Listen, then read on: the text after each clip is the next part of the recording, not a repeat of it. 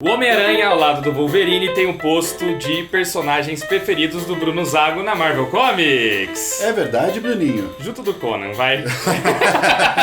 Não, mentira, na minha infância o Conan não tava na lista, não. Tava na lista. Hoje tá, mas na minha infância não tava não. Mas tava na sua, né, Alexandre? Tava na minha. Exatamente. E agora, depois que a gente fez um videozinho do Top 10 Batman, a gente volta falando do Homem-Aranha, porque a Panini colocou nas livrarias um meio ônibus de todas as primeiras histórias do personagem. O Omnibus, o original, tem 40 edições compiladas, ou seja, é bem maior do que esse aqui. Para não ficar tão caro aqui, não pesar tanto assim no bolso, que a gente sabe que seria uma edição de quase 1000 páginas, mais de 1000 páginas se bobear, caro pra cacete, a Panini dividiu em dois. E é melhor, né, cara? Eu acho melhor, na moral. Então fica um volume tão grossão, pra ler é horrível. é né, ruim demais. Fazer musculação nele. Exatamente, eu não gosto. Esse aqui já é difícil de você ficar lendo o tempo todo segurando ele na mão. Você tem que apoiar no colo e tal, né? Esse daqui compila até o Amazing Spider-Man número 19 e mais algumas outras edições especiais que o Spider-Man apareceu nesse início de carreira dele lá na Marvel, né? Pelas mãos de ninguém mais, ninguém menos que Stan Lee e Steve Ditko. Criadores dos personagens. Que até hoje fizeram as histórias que estão entre as melhores, cara, na minha opinião. Eu fui reler isso daqui e como é divertido a ler. Por mais que a narrativa seja um pouquinho datada, no sentido de escrever a mesma coisa que está sendo mostrado na imagem, isso acontece algumas vezes, é um recurso bastante utilizado, porque era uma linguagem mais infantil mesmo na época. Por mais que tenha isso, é muito bom, muito divertido, cara. E nesse programinha, além de falar dessa edição da Panini, nós vamos contar um pouco pra vocês sobre essa origem do personagem, e inclusive mostrando onde essas histórias saíram no Brasil antes da Panini compilá-las agora. E esse programa não é um patrocínio da Panini, não é um patrocínio da Amazon, mas nós conseguimos um cupomzinho de desconto para um gibi da Panini junto com a Amazon mesmo assim. Porque nós amamos vocês. É por isso. Nós avisamos o pessoal lá que iríamos gravar, falamos com a turma da Amazon e eles toparam, colocaram um cupom de mais 10% de desconto. O quadrinho já está com desconto, você pode entrar agora pelo nosso link. Na hora que você colocar no seu carrinho, você vai digitar Aranha 10 e vai ganhar mais 10% off na compra da edição definitiva do Homem-Aranha. E o cupom vai de hoje, dia 2 até... Eu não me lembro não, vai estar na descrição aí. Então corta essa porra. Vou mostrar pra vocês as nossas novas pré-vendas! Eita, que quadrinho divertido! Falou em quadrinho divertido, é esse aqui mesmo. Se você não sabe do que a gente tá falando, tem um vídeo no canal Isso. falando sobre a Grande Odalisca e Olímpia, novas pré-vendas do Pipoca e Nanquim, que são demais. Esse aqui é o volume 1, a Grande Odalisca. O volume 2 é o Olímpia. Ambos entrarem em pré-venda ao mesmo tempo. Este chega em outubro, este aqui chega em janeiro. Você vai pagá-los separadamente, porque a pré-venda só paga quando a Amazon envia pra vocês. E são ótimos quadrinhos, um trio de ladras roubando obras de arte na França, principalmente aqui nesse volume, no Museu do Louvre. Incrível, né? incrível. Isso é realmente incrível. No programa aqui vocês vão saber mais sobre isso. Corre lá que agora as pré-vendas estão com 30% off. Tempo limitado essa oferta aí. E sai por R$ 48,90 apenas. Formato europeu, lombada redonda, capa dura soft touch, tudo colorido, naquele capricho aqui do Pipoca e Nanquim. Bruninho, no seu preâmbulo você falou sobre a questão das histórias estarem datadas. Mas tem uma coisa muito interessante nisso, porque o Stan Lee e o Steve Ditko, particularmente no Homem-Aranha, eles recriaram todo o conceito do que se entendia pro super-herói até então. Pois é. Tudo, cara. É datado do ponto de vista de hoje? Sim, é datado. Mesmo assim é divertido, hein? Divertidíssimo. Mesmo assim é divertido pra caramba. Mas olha só que coisa interessante. Lá nos anos 40, descobriu-se o texto tinha que dialogar com as pessoas que estavam lendo os quadrinhos, que eram os adolescentes. Na época, muitos adolescentes liam. Então criaram, por exemplo, os parceiros mirins. Sim, começando com o Robin. O Hobbit era um parceiro mirim, aí veio o Aqualed, o Ricardito, Moça Maravilha, foram surgindo parceiros mirins. Eles serviam mais ou menos como escada para os adultos continuarem a resolver os crimes. Né? Foi só com a chegada da Turma Titã, bem mais pra frente, que realmente os adolescentes começaram a ter um pouquinho mais de voz. Só que eles ainda eram mini-adultos.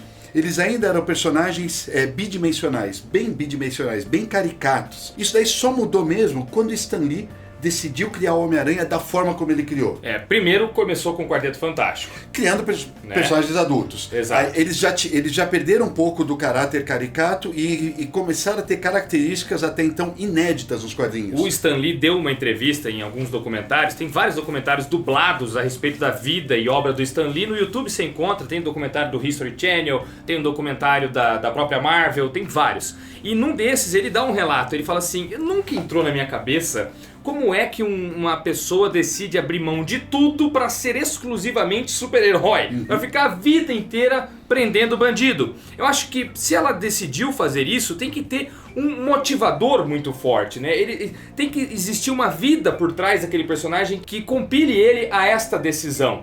E aí no Quarteto Fantástico ele faz isso, ele cria uma motivação para os personagens. Primeiro, eu jamais vou ter uma identidade secreta se eu sou um super-herói. Por quê? Porque eu quero me mostrar. Eu quero falar, olha, eu tenho poderes, eu vou ajudar vocês, eu tenho os poderes. Quero fazer isso em tempo integral. Exato, quero ganhar dinheiro com isso. E o Quarteto Fantástico faz o quê? Monta aquela torre que não tem fins lucrativos nem nada, mas todo o dinheiro que eles arrecadam vai para as pesquisas científicas, para fazerem vários gadgets e melhorarem a tecnologia de combate ao crime e tal. E eles se revelam, nós somos o Quarteto Fantástico. De primeiro, eles não ficam felizes com os poderes deles, eles ficam assustados com aquilo tudo que acontece. E aí, depois disso, isso foi em 62, depois disso o Stan Lee criou o Hulk, também dando um pouco mais de camada, né, de um cara que virava um herói, mas que ele não queria, né, tanto que era um tempo todo o conflito Bruce Banner e Hulk. E aí na sequência, deu tanto certo que o Martin Goodman começou a pedir mais heróis pra ele. Sim. Foi onde ele começou a desenvolver o Homem-Aranha. E aí ele foi pra esse lado, falou, por que não um adolescente super-herói? Exato. E não ia sair, tá ligado, né? Sim, eu conheço a história. Não ia sair a parada. Uhum. O Martin Goodman viu e falou pra ele assim, cara, não vai sair. Por quê? Porque o adolescente não é super-herói, o adolescente tem que ser o parceiro mirim. Ele ainda tava preso naquela, tá ligado? E segundo, quando ele pediu pro Stan Lee fazer mais um herói, o Stan Lee começa pensando nos poderes, tá ligado? Que ele fala isso. Primeiro veio o poder, depois eu crio o personagem. E aí ele já tinha o homem mais forte do mundo, que era o Hulk. Já tinha um deus, que era o Thor. O Thor ele já estava trabalhando, exatamente. Inclusive a revista do Thor junto, né? sai junto com a do Homem-Aranha. Já tinha um cara que podia voar, etc e tal. Então, eu vou pegar um cara mais humano e vou dar a ele, que poder que eu vou dar? Aí ele olhou na parede e disse que viu uma mosca. Ele falou, porra, um cara que anda pela parede, tá aí. Aí ele pensou no nome, então vai ser o Homem-Inseto. Ah, não é dramático. Ah, vai ser o Homem-Mosca? Também não tem impacto. Foi fazendo a lista de insetos. Chegou no Homem-Aranha. O Martin Goodman novamente. Porra, mas adolescente e aranha? Ninguém gosta de aranha. O pessoal, todo mundo odeia aranha, todo mundo vai odiar esse personagem. Aracnídeos não estão com nada, tal, ninguém vai curtir isso daí. Uma série de problemas que o Martin Goodman colocava pro... O Stan Lee relata isso muito bem aqui no extra de abertura desse volume, inclusive da Panini. E o Martin Goodman foi turrão até o final. Tanto que lançou o Homem-Aranha numa revista que estava fadada a ser cancelada. Exato. Essa revista vai ser cancelada? Então lança esse negócio aí. E essa foi a solução do Stan Lee. Falou, porra, você não quer... Aqui ele fala, inclusive, olha o que ele passou, cara. Ele tinha tanto... Ele botou o personagem real, como nós falamos. Vamos colocar um humano mesmo. Então ele tinha problema de pagar aluguel, problema na escola. É um adolescente, né? Vivia duro. Aí o Martin Goodman... Você não pode fazer um protagonista com tantos problemas. Os leitores vão pensar que ele não é heróico bastante. O Martin Goodman não podia estar mais errado. Aí o Stan Lee veio com essa ideia. A Amazing Fantasy vai ser cancelada, não vai? A revista vai pro último número. Então foda-se o que vai ter dentro dela. Vamos botar meu personagem. E o Martin Goodman basicamente falou assim, tá bom, só pra você parar de me encher o saco. E saiu a Amazing Fantasy 15 em agosto de 1962. O Quarteto Fantástico é de 61 e o Homem-Aranha é de 62. E aí quando sai... Beleza, manda pras bancas. Um tempo depois, uns 3 meses depois, que demorava naquela época pra você ter o retorno de vendas, descobriu-se que foi um sucesso. Que a revista vendeu pra caramba e começou a chegar um monte de carta falando bem do Homem-Aranha. Queremos mais, queremos mais. Naquela época era o viés de comunicação entre a editora e os leitores, eram as cartas. Cartinhas. Começaram a inundar a redação da Marvel. Você sabe o que o Stan Lee conta aqui na introdução que aconteceu depois? Que o Martin Goodman chegou pra ele e falou assim, Stan, lembra aquele personagem, o Homem-Aranha, que nós dois tanto gostamos? Vamos fazer uma revista só dele. Mas olha a genialidade do Stan Lee, e por isso que eu falei que ele levou além essa história. Pensa no Super-Homem, por exemplo. O Super-Homem, ele era um repórter. é uma profissão legal, é uma profissão que te dá várias possibilidades narrativas. Só que ao longo, desde a criação do Super-Homem até, sei lá, os anos 70, ele enquanto personagem, não só ele, quanto Clark Kent, não amadureceram. Não. Eles sofreram o quê? Transformações que eram decorrentes às transformações que a própria época exigia. Ou seja, a passagem dos anos 40, dos anos 50, dos anos 60, as transformações sociais transformaram o personagem. Mas ele em si, ele não amadurece. O Bruce Wayne, o Arqueiro Verde, Bruce Wayne e o Oliver, eles eram magnatas, milionários. Esses lados das personalidades deles não eram explorados. O Fantasma, durante toda a trajetória dele, ele foi o mesmo personagem, do ponto de vista emocional. Não tinha amadurecimento. E quando mudava, era no lado super, dando um novo uniforme, principalmente pro Batman, que teve vários, ou dando um novo poder, os Superman assim, teve vários, exato. Mas o lado homem deles não era explorado. Pensa nos relacionamentos, o Superman com a Lois Lane, por exemplo. Evoluía. Era só o mesmo flerte que eles fazem nas primeiras histórias lá nos anos 30, continuou nos anos 40, 50, era de 60. prata inteira, basicamente. Tudo, não mudava, não mudava. Ou seja, os personagens, até certo ponto, estavam se tornando enfadonhos. Para uma nova geração estar chegando. Aí aparece o Stan Lee e dá problemas reais. Reais pros caras. Reais. E ambienta as histórias deles em lugares reais. Exato. Não em Gotham, não em Metrópolis, não, Nova York. O Peter Parker, ele anda por lugares que os leitores andavam. Foi uma sacada de gênio, cara. Foi genial a parada, cara. E ele tinha problema, por exemplo, de unha encravada, de, eu quero impressionar a menina que eu tô afim. Eu sou chegado dela, eu quero impressionar ela. Aí ele vai levar ela pra sair, esqueceu o dinheiro em casa, não tem como chamar um táxi, tem que levar de metrô. Ele se sente humilhado e tal. Imagina, são cara. Coisas reais. Imagina os leitores se identificando com isso pois na época, cara. Daí o sucesso, que né? Coisa incrível, que sacada E ele, monumental. por ser um jovem, tinha que proteger a sua identidade secreta. E ele não era qualquer jovem, ele era um jovem escrachado por todos, sofrendo bullying. Sofria. De tudo quanto era lado, numa época em que a palavra bullying nem era utilizada pra isso. Né? Mas ele sofria bullying dos valentões, sei o que lá, ele é sempre o cara esquisito que tá de escanteio. E aí cria a dicotomia maravilhosa do personagem, que ele é o cara, é o estranho da escola, que todo mundo deixa de lado e ele tem aqueles poderes monumentais. E os mesmos da escola que escorraçam ele idolatram o Homem-Aranha. Isso é uma sacada, cara. E ele tá na escola ouvindo aquilo aí, se ele soubesse que sou eu. Você imagina todo moleque lá nos anos 60 que se sentiu excluído, lendo aquilo e fantasiando na cabeça. Porra, não, eu posso ser também, eu posso ligado? Também, exatamente. Exato, porque ele era isso. E por ser um moleque, por ter que proteger a identidade secreta, um dos problemas que ele tinha direto era de ter que dar um olé na tia May, que se preocupava. Não, filho, você vai sair agora, você vai pegar uma gripe. Tem umas cenas aqui que são muito boas, que a tia May falando, não, é perigoso você sair essa hora da noite da rua e tal. E ele tendo que ir pra resolver o problema, porque ele sabe que tem um problema lá fora. Aí ele... pensando assim, esse é o Homem-Aranha, se as pessoas soubessem que eu não vou conseguir sair da minha casa hoje porque minha tia não deixou, que grande herói eu sou. Imagina os moleques se identificando, porque eles davam um olé nos pais pra sair com a namoradinha. Teve em filme, né, o molecada pulando da janela à noite, cria o quê? Escondido. Identificação, familiaridade. Coisa que não existia, porque não existia nem com os parceiros mirins. Nem com os porque eram mini adultos, como você falou. Eram mini adultos, pois exato. Então você não queria. E a molecada, a maioria não queria ser o Robin, queria ser o Batman ainda, porque o Batman continuava sendo mais legal. Agora não, agora toda a molecada queria ser o Homem-Aranha. Ele se tornou muito popular rapidamente. Em 1965, eu li isso em um dos extras de uma das publicações da Salvat, uma revista americana fez uma pesquisa com os jovens, perguntando pra eles os ídolos que eles consideravam revolucionários. O Homem-Aranha ficou no topo da lista ao lado de Bob Dylan e Che Guevara, cara. O Homem-Aranha, velho, como ídolos revolucionários. Que loucura, cara. Veja só que legal isso daí. E aí, mano, entra novamente aquilo que eu falei no início, dele querer dar um pano de fundo que justifique o ato heróico.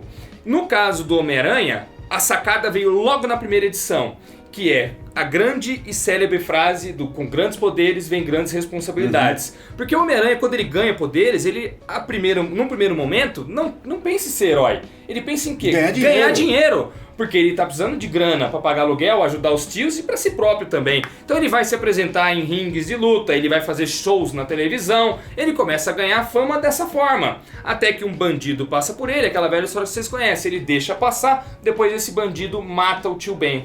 E aí ele vê que ele poderia ter impedido com seus poderes, não impediu, e o tio dele morreu. Daí pra frente ele jura que isso não vai mais acontecer. É quase o Batman lá, o Bruce Wayne, que perdeu os pais, só que ainda melhor elaborado, eu acho, tá ligado? Porque não é uma coisa que vem da infância e tal, é algo que aconteceu só depois da conquista dos poderes. Aí entra outra questão que, do ponto de vista de hoje, novamente parece uma forçada narrativa.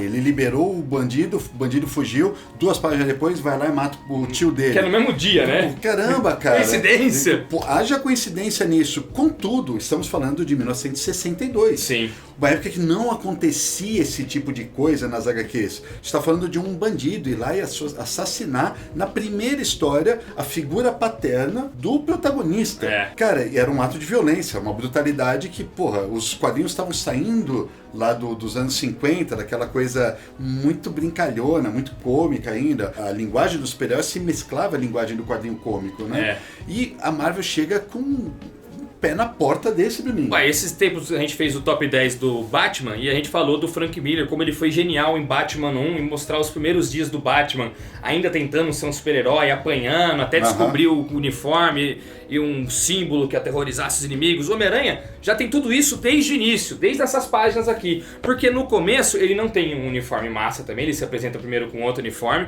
Depois, quando ele cria o uniforme e ele desenvolve as teias, ele esquece de recarregar os cartuchos, porque ele não tá acostumado, aí no meio... Despenca dos prédios. E numa hora H ele tá lutando com o vilão, e eita, esqueci, pá, e apanhava. E aí ele tem que voltar pra casa e não... E rasgava a máscara, às vezes num combate rasgava e ele tinha que ficar costurando. Isso eram problemas que ele tinha. E outros heróis costumavam não ter nessa época esse tipo de problema. Aí ele volta pra casa e fala, não, se eu vou ser um herói, então eu tenho que fazer direito. Aí eu elaboro aqui um cinto que vai ter cartucho reserva. Eu vou deixar a roupa de um jeito que eu possa esconder por debaixo das minhas roupas normais. Essa evolução do personagem que eu falei, a mentalidade dele evoluindo. Exato, cara. Muito louco, isso é depois cara. da morte do tio Ben, principalmente quando ele decide, não... Vou ser um herói sim, tá ligado? Quando rasga a máscara, ele tá lutando com o Homem-Aranha. Quando rasga a máscara e ele vê, o Homem-Aranha vai me descobrir, vai falar pra todo mundo que sou eu. E ele sai correndo assim, ó.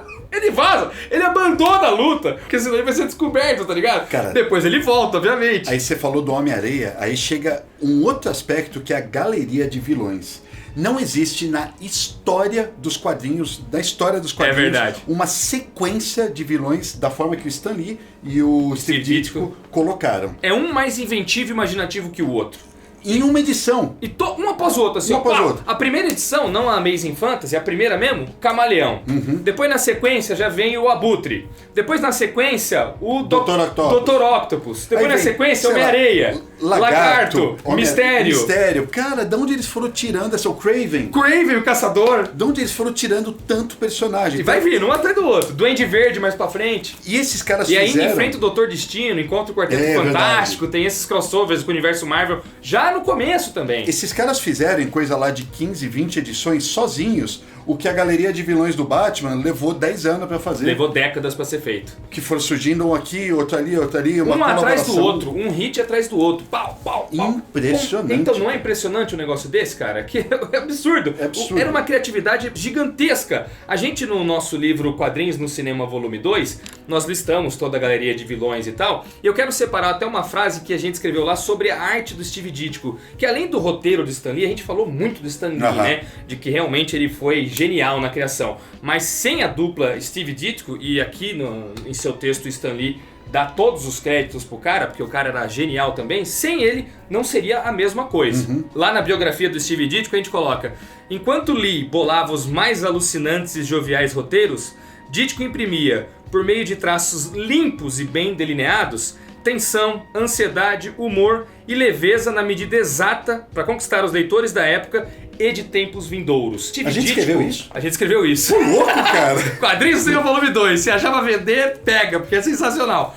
O Steve Ditko, ele foi escolhido no lugar do Jack Kirby. Sim. O Homem-Aranha, quando foi ser criado, obviamente foi a tarefa passada pro Kirby. Inclusive tem a primeira capa criada pelo Kirby. Pro personagem que eu quero pro Homem-Aranha, que é mais franzino, que é um garoto mais normal, é alguém que você conhece na rua a todo momento, o seu traço está muito heróico. Porque o Kirby tinha isso, né? Um Sim. traço heróico. O Kirby era o ideal pro Capitão América. Né? O ideal pra todos os outros personagens, pro Thor. Mas pro Homem-Aranha, ele achou que não combinou. E aí ele foi pro Steve Ditko. Então uma visão editorial no caso, né? Sim. Assim, cara, você é o rei, mas nessa não funcionou. Nessa não vai funcionar, porque eu não quero um personagem majestoso. Eu quero um personagem mais normal. E o Steve Ditko era ótimo pra fazer isso daí. O traço dele era realmente limpo, fluido, você sentia a leveza do personagem passando nas páginas. E tudo isso de eles andarem de prédio em prédio nas teias, isso já foi uma jogada genial, cara. O poder do Homem-Aranha, que foi o estalo para a criação dele, foi o andar pelas paredes. Mas o que me conquistou quando era moleque era ele nos prédios de Nova York. O Steve Ditko trouxe pra ele uma vulnerabilidade que não existia. Sabe quando ele vai lutar no ringue com o Troglodita? Sei, que é a primeira vez que ele descobre que ele tem força proporcional a de uma aranha. O Troglodita olha pra ele e fala assim, nossa, eu vou partir esse moleque no meio, cara. Não tem chance não, Franzino. Não tem chance não, e o leitor acha isso também. Mas se fosse o traço de um cara como Kirby, essa vulnerabilidade não estaria presente. Não. Né? Porque é justamente isso, ele é fininho, tem os bracinhos mirradinhos e tal. É um moleque. É moleque. É um moleque, cara. E é justamente essa diferença do Homem-Aranha do início. Depois ele ganha volume, ganha corpo, sai o Steve Ditko, entra o John Romita, a coisa vai modificando. Sim. Mas toda essa fase inicial é justamente isso que captura o leitor. Isso da vulnerabilidade, no primeiro encontro com o Dr. Octopus, ele toma um pau, cara. Ele apanha no primeiro momento com o Dr. Octopus, ele não tá preparado. E ele decide desistir ali na história, ele fala, eu não sirvo pra ser herói não, eu já apanhei logo no meu terceiro vilão aqui. Aí ele vê um discurso do Tocha Humana. Tocha foi discursar na escola, ele não era nem na universidade ainda. Depois ele entra na universidade, você vai acompanhando a mudança. O discurso do Tocha é edificante, ele decide dar a volta por cima. E não, se o Tocha tá dizendo, eu também consigo, tá ligado? Essa questão deles também, do Stan Lee no caso, de unificar esse universo, cara, foi impressionante. Você vê, o Batman e o Superman demoraram sei lá quantos anos pra aparecer juntos em uma capa. Depois, mais não sei quantos anos pra sair a revista mesmo. Era outra época, né? E lá, já no Homem-Aranha 1, cara, já no primeiro volume. Encontro dele com o quarteto. Por quê? Porque ele quer entrar pro quarteto. Demais, porque cara. Logo no primeiro volume já aparece o J. Jonah Jameson falando: quem é esse cara aí que tá combatendo o crime? Ele é uma ameaça. Isso já tá presente logo no começo, sim. Tudo que faz o Homem-Aranha ser foda já tá aqui. E o Jameson arrebentando ele, aí ele fala assim: não, se tá me arrebentando assim, eu vou entrar pro quarteto, que o quarteto é idolatrado. Então se eu entrar lá, eu vou ser idolatrado também. E eu vou ganhar dinheiro. E vou ganhar dinheiro, porque ele deve ganhar muita grana. Ele duro pra caramba. E aí ele tenta entrar pro Quarteto Fantástico. Isso, depois do sucesso de Amazing Fantasy que nós falamos, veio a edição número 1. E é a 1, galera. É o Homem-Aranha na capa com o Quarteto Fantástico já. Foi publicado aqui, ô Bruninho, em 1969 pela Ebal. Olha aí, mano. Da revista legal, do Aranha ou do Quarteto? Revista do Aranha. Do Homem-Aranha. Homem-Aranha número 1. Eu trouxe as 3 primeiras. 1, 2 e 3. Deixa eu ver, mano, as capas. Que a Ebal trouxe. E seguir a ordem, será? Seguir a ordem. É porque eu tô vendo aqui, o Abutre é o 2 realmente. Só que eles fizeram uma coisa muito bizarra. Aqui são as histórias do 1, mas tem um pedacinho da história do 4. Ah, do quarto volume. Do 4. Aqui são as histórias do 2 com outro pedacinho da história do 4. E aqui as histórias do 3 com a conclusão do 4. Não sei porque eles fizeram isso, cara. Pode crer. O 3 já é o Octopus. O Octopus. O Octopus, quando apareceu na primeira vez, a edição saiu com um erro. Eu até fiz um vídeo de curiosidades obscuras do Homem-Aranha aqui no canal. E o Octopus tá lutando com o Homem-Aranha e determinadamente chama ele de Superman. Você repare pra mim, Superman! É verdade, cara. E tem história. Depois foi corrigido. Aqui tá corrigido, obviamente. Aqui deve estar. Mas lá atrás, na primeira impressão, saiu com o Superman. Saiu o Superman. Na terceira edição. Depois que a Ebal lançou... Que legal isso aí, mano. A Block lançou as mesmas edições. Eu trouxe as 5 primeiras aqui. Ah, tá. E eles lançaram sim na ordem. Ó, a número 1 é a capa da edição 3 já. Que foi 1, 2 e 3 aqui. Tá, então eles escolheram a terceira capa. Isso, aí depois passou a ser de 2 em 2. As cores maravilhosas da Ebal. Olha esse Doutor Destino, velho. Olha esse Doutor Destino aqui. Capa rosa. Ele tem... uma roupa azul com capa rosa e armadura amarela, velho. A capa do Lagarto. Do Lagarto. Porra, que legal, cara. O Electro, esquecemos do Electro, outro vilãozão. Electro, vilãozão. Outro vilãozão da hora pra caramba. E aqui o mistério que a gente falou. Depois a origem do Homem-Aranha foi publicado pela Abril em Capitão América 100, cara. Acho que foi a primeira vez que essa história aqui, da Amazing Fantasy. Opa. Foi publicado pela primeira vez aqui. Depois começou, em várias ocasiões, a Abril mesmo republicou numa coleçãozinha em preto e branco que eles lançaram. A Panini já tinha publicado em outras ocasiões. A Panini publicou aqui, ó, primeiramente na Biblioteca, né? Biblioteca Histórica Marvel, na volume 1, obviamente, só que foi até a número 4 só. Eu só tenho a 4 na minha edição, que a 4 culmina no final da fase Steve Ditko. O Steve Ditko sai aqui na edição 39, que está compilada, e já na 40 entra o John Romita. E o legal é que isso daqui já vai estar nessa segunda edição dessa.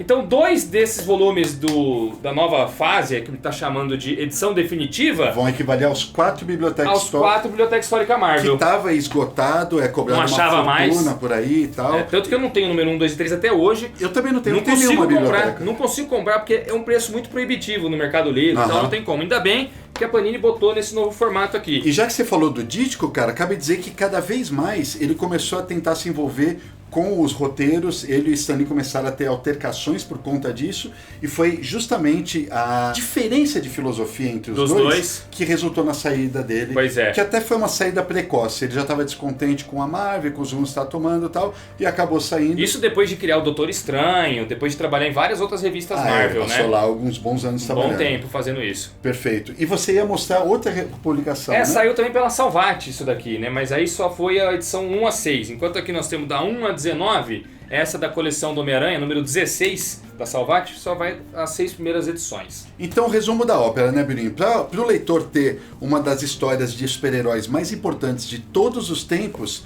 basta comprar essa daqui e o volume 2 que vai sair. E o volume 2, que a Panini já anunciou, já registrou ISBN e tudo. E como Pipoca é uma mãe pros fãs, a gente conseguiu aquele cupomzinho de lá, mais 10% off. Ô, louco. Né? Porque como tem bastante página, tá? É um gibi de mais de R$100, etc. Mas vale muito a pena você ter isso aqui na sua coleção. Você quer saber, Bruninho, a verminologia no meu sangue? Eu já tenho um monte de versões aqui, dessas histórias, mas eu vou comprar essa daí. Não tem como não pegar, Alexandre. Tá bonita demais, porque cara. É compilado certinho, tudo na ordem, cara. E mesmo a participação que tem, às vezes, numa revista Strange Tales, ou numa revista do Quarteto Fantástico. Os anuais estão aqui também? Estão os anuais também, tá tudo compiladinho aqui. O anual, inclusive, é aquele que ele enfrenta o Sexteto Sinistro pela primeira vez. Essa aventura é muito maior que a normal e é muito boa o primeiro embate dele com o Sexteto Sinistro. Eu não sei como não levaram pro cinema ainda Homem-Aranha versus Sexteto Sinistro. Cara, esses executivos são muito tapados, bicho. São muito tapados. Tomara que o Marvel Studios agora faça isso no 3º ou 4º filme aí. Mas o Homem-Aranha não saiu do Marvel Studios? Arrancaram... Voltou, mano. Voltou? Voltou. Eles firmaram um acordo de novo. Voltou, velho. Melhor notícia do dia pra mim. Tem que voltar, não pode ficar sem, né, Alexandre? Tá merda. Porra, mano. Ainda falando um pouco do sucesso que nós estávamos mencionando, uma das razões também do sucesso, além do roteiro, além da arte do Steve Ditko, na minha opinião, era a interação do Stan Lee com o público através dos editoriais que ele colocava nas primeiras páginas. Pode falar o que for dele, ele foi genial. Ele foi, cara, ele era realmente genial, mano. Aqui tem 2 editoriais, já no 4º volume, ele coloca aqui, ó, no curto espaço de tempo entre as 3 primeiras edições desta revista, vocês, leitores, fizeram do Homem-Aranha um dos maiores fenômenos da história dos super-heróis. Ele joga pro leitor. Ele tá empoderando o leitor. Ele empodera o leitor, cara. O leitor vem isso e fala, mano, olha só, que bom, não aí. Sou só eu que gosto disso, tá ligado? E aí ele fala, e agora, com esta sensacional 4ª edição, o Cabeça de Teia decola rumo a novos horizontes, enfrentando um fantástico inimigo. Ele era muito bom de empolgar a galera, tá ligado? De incluir a galera. Isso é inclusão, velho. Sabe? Ele tem um discurso também num desses documentários que ele fala um bagulho que hoje em dia todo executivo que trabalha com cultura pop devia ter aquilo como base, assim, ó. Ele diz, eu gostaria muito de poder dizer pra todos que eu tenho um gosto único e especial, que somente eu gosto daquelas coisas, que eu sou superior porque eu tenho um bom gosto.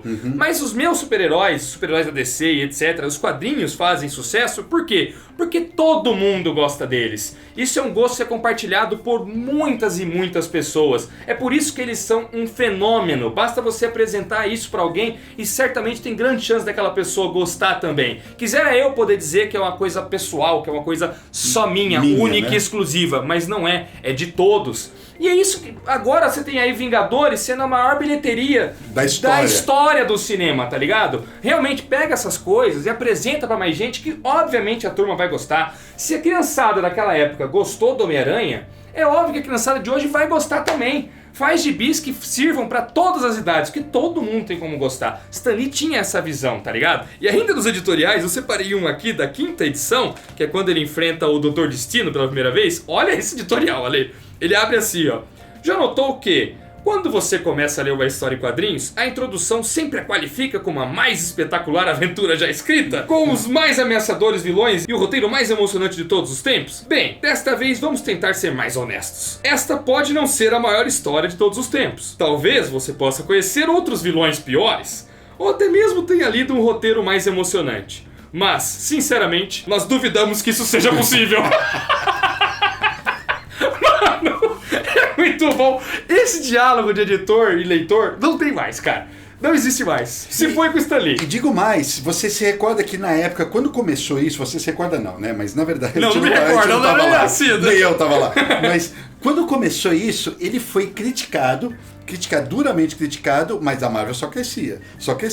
E o pessoal da DC, da Charlton, da Fawcett, das outras editoras estavam comendo pela... Ia vendo. Cara, a DC distribuía as revistas ali. A DC era a distribuidora. E desciam a lenha nele. E a Marvel crescendo. Aí eles começaram a tentar imitar. Só que os leitores percebiam que aquela conduta do Stan Lee era verdadeira, que ele era daquele jeito mesmo, e percebia que o resto estava imitando. Soava uma cópia mal feita, cara. A DC tentando falar igual a Marvel falava, durante um período aí, uma janela aí de 1 ano e pouco, foi uma cópia mal feita todos os leitores perceberam. A DC tratava o negócio quadrinhos como um negócio igual a todos os outros. Executivo. A Marvel, o Stan Lee, não só o Stan Lee, mas toda a equipe que o cercava, eram apaixonados pelos quadrinhos. Então eles conseguiam transmitir essa empolgação. E eu vejo isso na gente hoje em dia, tá ligado? Que a gente é apaixonado por quadrinhos. E quando a gente vem aqui falar dos nossos quadrinhos, da nossa editora, a gente consegue transparecer uma empolgação genuína, tá ligado? A gente não tem vergonha de ser hiperbólico que nem ele era. Não tem, de dançar aqui e tal, não sei o quê. E não é tipo, vamos imitar o Stan Lee. Mas não, é uma coisa que se replica. E hoje eu consigo entender o que o Stan Lee tentava fazer na época, tá ligado? Porque a gente é apaixonado assim igual e tenta transmitir essa nossa paixão pros outros também, sabe? E o Stan Lee fazia isso lá atrás, nos primórdios. Eu acho isso muito da hora, cara. Além de ter um monte de ideia atrás da outra, escrever historinhas direta e reta e muito criativas, o cara já tinha toda essa empolgação, cara. Mudou a nona arte, né? Mudou. Se acercou dos maiores talentos da época e mudou a nona arte. Porra, tem que tirar o chapéu. Entrou pra história, cara. Entrou pra história. E, infelizmente, tanto o StanLee quanto o Steve Ditko faleceram no ano passado. O Steve Ditko no começo de 2018 e o Stan Lee um pouco mais pra frente. A gente fez até um programa, né? O Steve Ditko faleceu com 90 anos e o Stan Lee com 95 anos, cara. E deixaram pra história um legado aí impressionante. Olha, se fizer uma pesquisa e perguntar qual é o maior super-herói de todos, o Homem-Aranha tem grande chance de estar lá no alto. À frente de Batman e Superman, inclusive, que o precederam, cara. E isso, mano, não é pouca coisa não, velho. Não é, não? Não é pouca coisa. Então vai lá na fé, usa o cupomzinho, que é por tempo limitado, vai estar tudo na descrição. Vai na descrição agora, já pega e aproveita! Por que não, né? E aproveita que você já vai pro carrinho, que você tem Amazon Prime com frete grátis e tudo mais. Vai direto também dos quadrinhos do Pipoca e Nanquim. Além da pré-venda, chegou um monte aqui na redação. Nós não tivemos tempo de mostrar, logo vem Saga da Editora para mostrar tudo isso. Chegou o preço da desonra, ficou bonitão. Espetacular. Chegou o Lusque Fenesse com seu papel especial, com sua maravilhosidade de cores e arte de... Abriu a página branca. de Bárbara Baldi, tá aqui, bonitão de tudo. Chegou o último voo das borboletas! Eu amo esse quadrinho, cara. O mangá da Kanta Kahama com sobrecapa, papel com impressão metalizada, olha a sobrecapa maravilhosa. Com glossário explicativo, com pós-fácil de autor. Eu quero que os meses passem mais rápido, Bruninho, porque eu quero lançar mais coisa. Eu mais também, coisa, Ale. cara. A nossa lista pro ano que vem, galera, aqui já tá ultrapassando quase 30 GB. Já tem GB pra 2 anos aqui. Vamos criar mais bens pra esses anos aí? E a arte de Charlie Hokichai, a nova impressão, olha que linda que ficou, galera. Com verniz localizado nessa capa impressionante, lombada redonda e fitilho marcador, olha só. Era exclusiva de Singapura, não é mais. Não é mais, o mano. Bokanekin trouxe. Trouxemos aqui, como não foi possível reimprimir a primeira edição certinho por conta do custo dela, sobre capa, baixo relevo, etc. Nós fizemos essa outra edição que manteve o mesmo preço de capa e ficou tão bonita quanto a outra, né? Charlie Hokichai e tudo isso aqui aí embaixo na descrição pra vocês. Já pega, beleza? E vamos trocando ideia aí, né, Xaninho? Deixa nos comentários aí as suas impressões sobre essas todas as revistas que o Pipoca lançou. Vem mais coisa boa por aí. Sabe quando eu me apaixonei pelo Homem-Aranha? Quando? Eu era molequinho, cara. E aí a primeira história que eu li do Homem-Aranha, ele tava enfrentando o Capitão América. Aí a história tava indo bem legal e tal. Aí o Capitão América para e faz uma careta pra ele assim, e ele tá bem de frente pro outro quadro, e o Homem-Aranha fala assim: para de fazer careta, senão você vai ter câimbra na cara. A gente esqueceu de falar disso, do humor dele, né? Que desde o começo é sensacional. Aí eu comecei a rir, cara. Eu comecei a rir, vendo a cara do Capitão América, parecendo um cachorro raivoso. Eu falei assim: eu amo Homem-Aranha. A primeira vez que eu me apaixonei mesmo, que eu li o gibi dele, ele tava lutando com umas crianças robô, se não me engano, e no telefone a Mary Jane tava tendo filho. Você vê a evolução, né? Ele entrou na universidade, casou, foi pai, etc. Tendo filho, e os robôs atacando ele, e ela tendo filho, e ele no telefone preocupado, desviando dos robôs, e ainda falando no telefone ao mesmo tempo, e brigando e desviando. Mano, aquilo eu achei e falei: nossa, que da hora, cara, olha que foda. E isso me pegou com o personagem. Se deixar, a gente não para de falar. Não para mais. Deixa, tchau. Tchau.